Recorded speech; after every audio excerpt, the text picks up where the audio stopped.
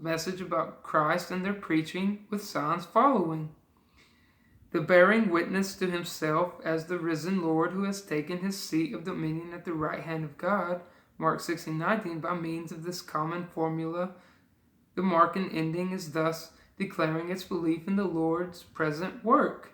It attests to the fact that word and sign belong together, as also presupposed in Hebrews 2:4 and so on. So the word group in early Christianity. It says, in the allegory of Christ's person, the sarx is depicted as the handmaiden of the Spirit, which in sanctification and probity of walk has not stained it, but rather labored with it, and if the text is in order, cooperated in the whole work of redemption, with God's permission and cooperation. So there we go. Well, we read a lot from Aragon and soon Aragon, and I couldn't read it all. We'd be here for hours and hours and hours just reading entire entries. But as we said, I started the two Babylons, and we discussed God working through his people and the fact that Satan is still working through his. That's why people want to argue. That's why people want to fight. That's why we see fights happening in our families, fights happening in our communities. We see all of these international influences trying to break apart certain national influences, and our national influence breaking apart their influences in other nations, which would be international.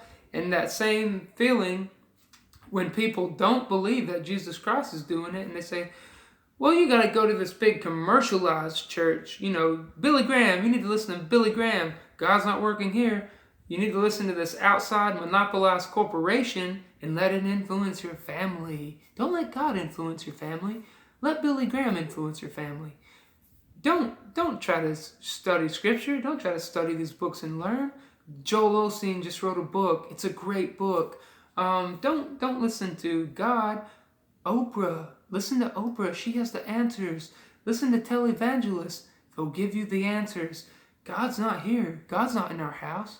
God's not in the community. God's not working in all these places. We need to listen to Billy Graham, Joel Osteen, John MacArthur, Chuck Swindoll, Chuck Smith, Greg Laurie, all of these different people, Ravi Zacharias. We need to listen to all of these people, all of these different other people, you know. Don't listen to God. Don't listen to Jesus Christ. That's how they act, right?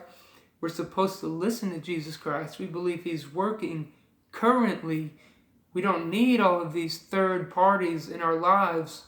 We need to rid ourselves of those influences, the school influences, and the way they capitalize on our brains and messed us up. All of it's causing divisions. Brrr, listen to the bell. Pavlov's theory proves inferior beings respond to bells. So what do? They put us around bells brrr, all the time. So I hope that this helps, and thank you for taking the time to watch, and I hope you know a little bit more about why we still have that word existing today, synergy, because when God works with us, who can stand in our way?